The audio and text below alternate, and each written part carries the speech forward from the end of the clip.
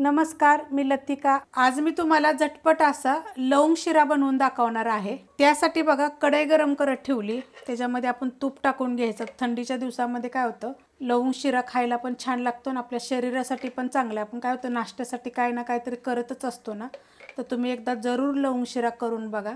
तर हे छोट्या आकाराचे चमचे आहेत बघा, हे 4-5 तुमच्या आवडीप्रमाणे थोडेसे कमी जास्त जरी टाकले तरी चालेल। देशी तूप आहे।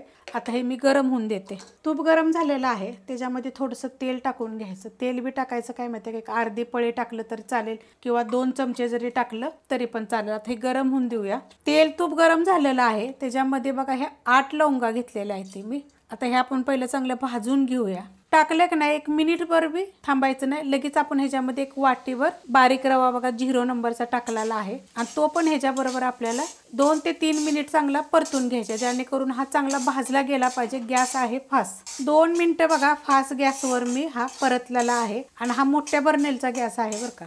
आणि ह्याच्यामध्ये जरूर आहे लवंगचा मी दाखवते शिरा, त्यामुळे लवंग तुम्ही 4 किंवा 5 तुमच्या हिशोबाने टाकले एवढ्या चालू शकते। तुम्हाला जसं म्हणजे चवीला वाटेल त्याप्रमाणे थोडीशा कमी जास्त केल्या तरी पण चालू शकते। ह्यात टाकणार 1 विलायची, ती पण अशी फोडायची आणि टाकायची।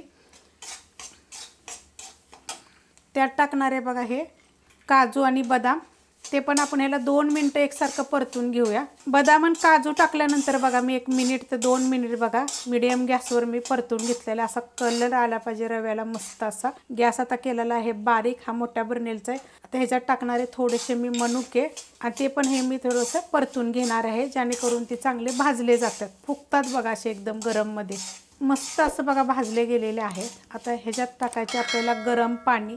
1 वाटी जर रवा असेल का नाही तर 2 ते 2.5 वाटी यात गरम पाणी टाकायचं। एकदम पाणी बघा उकळलेलं आहे हे, त्याच्या जागी अर्ध दूध आणि अर्ध पाणी जरी टाकलं तरी चालेल। 1 विलायची आणि थोडंसं न कळत असं जायफळ घेतलं होतं मी कुटून। 1 विलायची तर आपण अख्खीच टाकलेली आहे।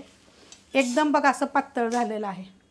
गॅस मी बारीकच केला होता, कारण की रवा आपला चांगला भाजला गेला होता।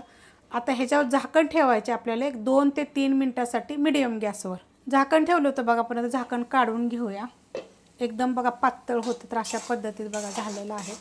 त्यात टाकायच्यात आपल्याला गोडीप्रमाणे साखर। तुम्ही जर कोणी साखर खात नसेल का नाही तर मग गूळ टाका, पण ह्याला का नाही शक्यतो साखरच टाकतात। पाहिजे तर तुम्ही ह्याच्यामध्ये कलर पण टाकू शकता बरं का, कारण जो मी खाल्ला होता का नाही लवंग शिरा, त्याच्यामध्ये ना मी असं म्हणजे हॉटेलमध्ये खाल्ला होता थंडीच्या दिवसात, एकदम मस्त असा लागतो आणि त्याच्यामध्ये कलर होतो। आता ह्याच्यामध्ये कसं खायचे कलर वगैरे टाकले तर खूप जण कमेंट करतात की असा कलर नका टाकत जाऊ असं, तर आता मी ह्याच्यामध्ये तुम्हाला कलर टाकून नाही दाखवत, पण तुम्हाला जर पाहिजे तर तुम्ही कलर टाकू शकता। एकदम छान चवीला मस्त लागतो। आता आपण ह्याच्यावर परत झाकण ठेवूया। गॅस आपला बारीकच केला होता, 5 ते 7 मिनिटासाठी झाकण घातलं होतं बघा आपण। बघा मस्त असं बघा तूप पण सुटलेलं आहे असं, आणि एकदम सुट्टा सुट्टा होतं बरं का। 1 वाटी जर रवा असेल का नाही 2-2.5 वाट्या जरी तुम्ही पाणी टाकलं, अर्ध पाणी अर्ध दूध किंवा पूर्णपणे दूध जरी टाकलं तर एकदम मोकळा मोकळा असा मस्त असा होतो।